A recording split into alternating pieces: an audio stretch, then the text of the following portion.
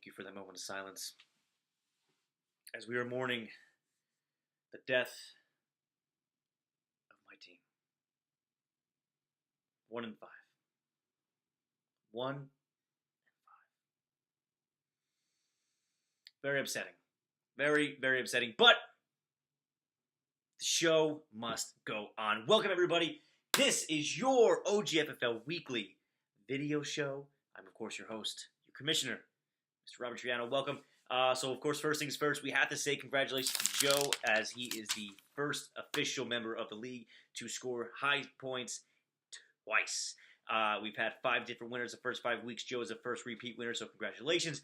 $100 coming your way. And I bet if the odds were the first duplicate high score winner of the season to be Joe, he would have been right there at the highest odds with Ed and Andrew and probably myself. But congratulations to Joe, and congratulations to Ramazan, as he's the new first place holder in the standings right now. So congratulations to Ramazan. As we've noticed, the curse of the previous champ might be broken. Now there's still time for that curse to take effect. But right now, you're killing it. So congratulations. But let's go around the league, around OGFFL.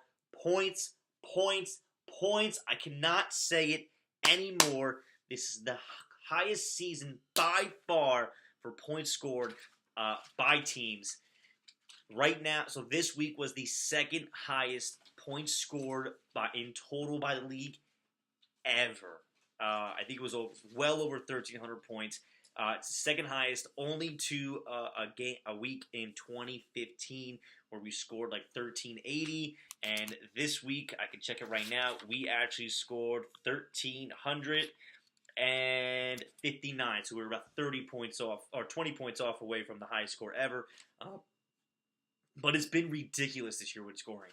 A lot of it, I think, has to do with the QB scoring, which we may have to start thinking about maybe not having so many bonus points for quarterbacks, because 300 yards now is the old 200. Everybody's throwing for 300 yards. So we have to check and see if those next year we want to change those bonus points if the league continues to stay the same. But to look back, this year we're averaging right now 106.66 points per game per team. That's based on the total points scored and the average per week for 12 teams. In previous years, so 2017 must have been an anomaly. We averaged 93.34 points per game per team. 2016 was a little over 100, 100.63, and 2015 was 99.14. So those were around the same, a little low last year and very high this year. Hopefully it continues. It's been a fun year for points scored and watching NFL. But aggression is probably going to happen, so we'll have to wait and see if those points continue to be scored. Let's look at the top waivers this week. The top waiver I thought was actually a tie with Ed and Matt, both getting defenses. Indianapolis and Buffalo. They're actually playing each other this week. But I think that's going to be a very low-scoring game. Buffalo is a better defense than a lot of people think right now. They're holding opposing quarterbacks and teams to a very low score. I think the highest they've let up is 22 points to the Packers, and that was at Green Bay. So the Buffalo's been pretty good lately as defense. And Indy going against Buffalo with your new starter in Derek Anderson. So look out for Indy defense. Those are very good streaming options this week. Ed and Matt, congratulations. Number 2, surprise, surprise, Joe Flacco for $4 to Miguel. He needed a quarterback. Aaron Rodgers is on a bye. I've got 3 of them, but you got nobody to get rid of. I want to keep them all. I want to pick and choose which quarterback I want every single week. And let's be honest, I got 1 and 5. Who really cares? But Joe Flacco against New Orleans should do well, especially it's at home. It's in Baltimore, so the defense is going to be a little slower. And at number 3, I actually chose myself for this one, Willie Snead for $0. Like I said, Joe Flacco should have a field day against that New Orleans defense. I think Willie Snead, with a revenge game, will have a solid week, potentially 100 yards and a score. I'm going to need a lot of points scored, so I'm going with the low floor, but a high ceiling guy with Willie Snead this week. So he's going right into my starting lineup. And number 3, let's play the what if game. Andrew, you called it. What if I had other teams' schedules? A couple years back, I had highest points scored against. I was, I think, fourth or fifth highest. I think it was fourth highest in points scored, but highest points against. I had a bad year, 3-10. It's looking like that same thing this year. I don't really have the points scored, but I've got the highest points scored against. Let's see what other teams are doing around the league and how I would have fared in their schedule. Let's look at Ed first. Ed, I'd be 3-3, so I'd be the same record as you are right now. I think you're 3-3. I'm gonna be 4-2, you jerk. Let me check this out. Let's see, Ed. No, Matt's 4-2, which was a surprise, but Ed's 3-3. Okay, so Ed, I'd be 3-3 as well. You've obviously had a little bit of an easier schedule, and the other guy I'd be 3-3 with is Andrew. That's right, Andrew. You're getting a mention in this video because your schedule has been lacking. I'm 1-5, and I'd be 3-3 if I had your schedule. Be completely different story in the season. So congratulations, you've had a nice easy schedule. Other players, I'd be 2-4. I think in 4 other teams. Doesn't really matter. I'd still be in it. I consider myself, but I'd be 2-4 with. Let's look, Alex, Richard, Mark, Miguel, Joe, and George. Your schedules, I'd be 2-4. So I'd be worse. So like Miguel, Joe, so I'd be worse than their schedules are and everything. Look at this, Matt, Gio, Ramazan, and Ramiro. I'd still be 1-5.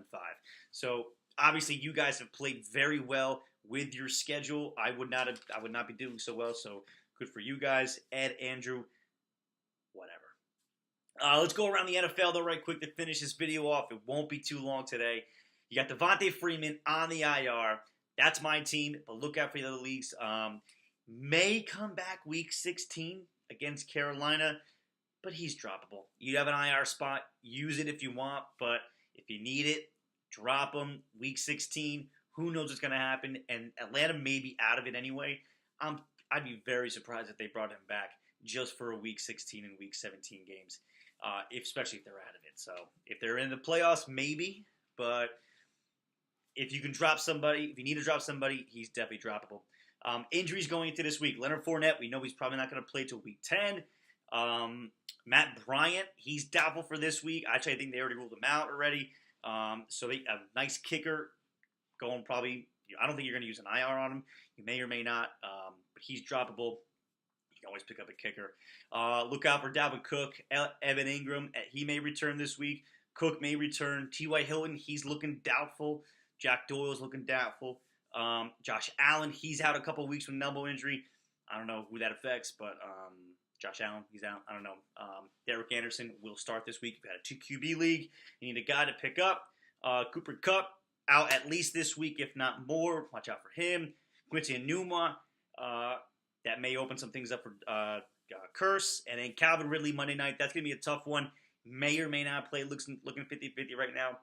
Coach says they're going to play, but you never know. They have a bye the following week, so if he's 50-50, they'll probably hold him out, so he holds him out 2 weeks. So watch out for that Monday night. And to finish off, we'll go back to the TDs, guys. I want to kind of do this every week to show what teams are doing well or what teams to look out for and what teams may even regress. So your top 3 TD percentage players are Joe. He's almost at 40%. He's at 37% of his points scored are from touchdowns. That's because he's got the most touchdowns in the league, so that's okay. Matt, 34% of your points are being scored by touchdowns, and you're 5th on the list. But even worse is myself. I'm 3rd. High percentage rate of points scored, touchdowns, and my total points, 33%, but I'm 7th overall in touchdowns scored. So I'm not scoring touchdowns, and they're a big percentage of my points scored. That's not good for me. If I have a week of no touchdowns, boom, tank, may score 50 points like our old buddy Ramiro. Bottom 3, you got Alex. He's worse with 25%. He's 10th in touchdowns scored. Ramiro, 26%. He's last in touchdowns scored.